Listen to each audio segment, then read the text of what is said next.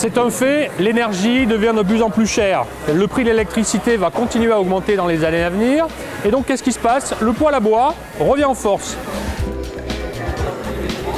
Il y a des pays dans lesquels le poêle à bois est utilisé depuis très longtemps, comme ici en Irlande. Derrière moi, des poêles à bois qui seront lancés dans les mois qui viennent sur le marché français. Nous avons donc décidé de vous montrer comment a été fabriqué un poêle à bois, puisqu'effectivement, c'est un produit qui risque de revenir à la mode et d'être de plus en plus tendance.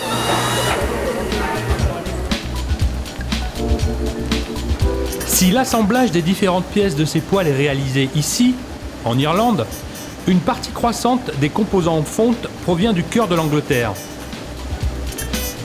À Coalbrookdale précisément, c'est là où il y a plus de 300 ans qu'un entrepreneur visionnaire du nom d'Abraham Darby eut l'idée de remplacer le charbon de bois utilisé jusqu'à présent par du minerai de houille pour le mélanger à du minerai de fer.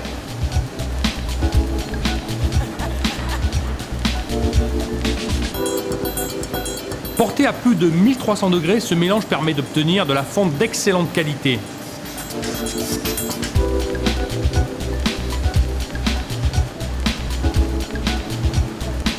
Celle-là même qui est utilisée pour la fabrication des légendaires cuisinières Aga ou des pianos de cuisson Falcon. L'usine de Waterford produit chaque année plus de 25 000 poêles, dont 12 000 en émail à la qualité réputée. C'est le leader ici en Irlande, avec plus de 70% de part de marché.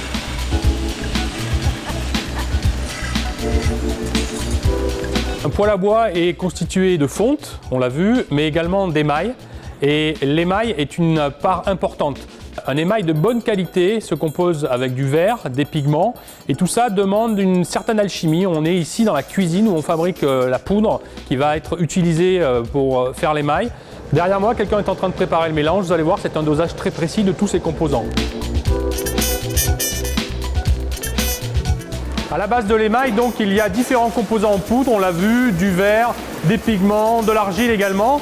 Tout ça va être mixé dans la machine qui est derrière moi pendant un certain nombre d'heures en fonction des couleurs.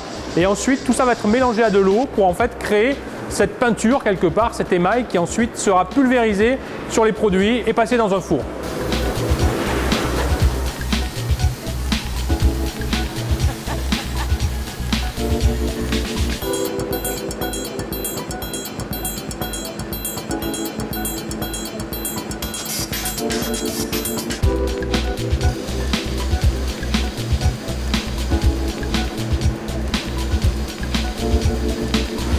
Une fois que l'émail a été préparé, qu'il a été pulvérisé sur les différentes parties, vient le phénomène de la cuisson, l'étape de la cuisson.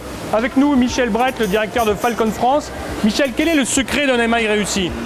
Le principal pour avoir une émail de qualité, tout d'abord, c'est d'avoir une fonte absolument parfaite.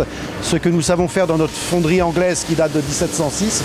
Nous avons une expertise absolument extraordinaire sur ce métier-là. Ensuite, ce sont les pigments et les ingrédients que nous mettons pour créer la recette de l'émail.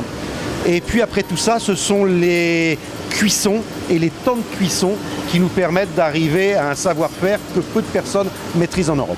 Donc quelque part, c'est de la cuisine et il faut vraiment mesurer tous les éléments. C'est la cuisine d'un très grand chef. Et nous devons mesurer absolument tous les éléments, aussi petits soient-ils, ont leur importance.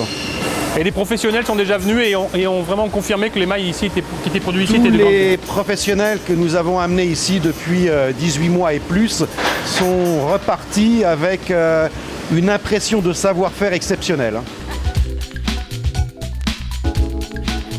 Autour de nous, les produits destinés au marché français. Michel Brett, donc, où en est-on de lancement des produits? Eh bien écoutez, là ce sont la finalisation des tests avant le lancement qui va avoir lieu très prochainement de 4 modèles destinés spécifiquement au marché français. Modèles qui vont aller de 7 kW à 20 kW et qui seront aux normes 2015, 2017 et 2019. Là, nous avons des modèles spécifiques marché français avec ce que nous appelons wood burner pour nous, c'est-à-dire qui vont fonctionner au bois uniquement. Merci. Je vous en prie.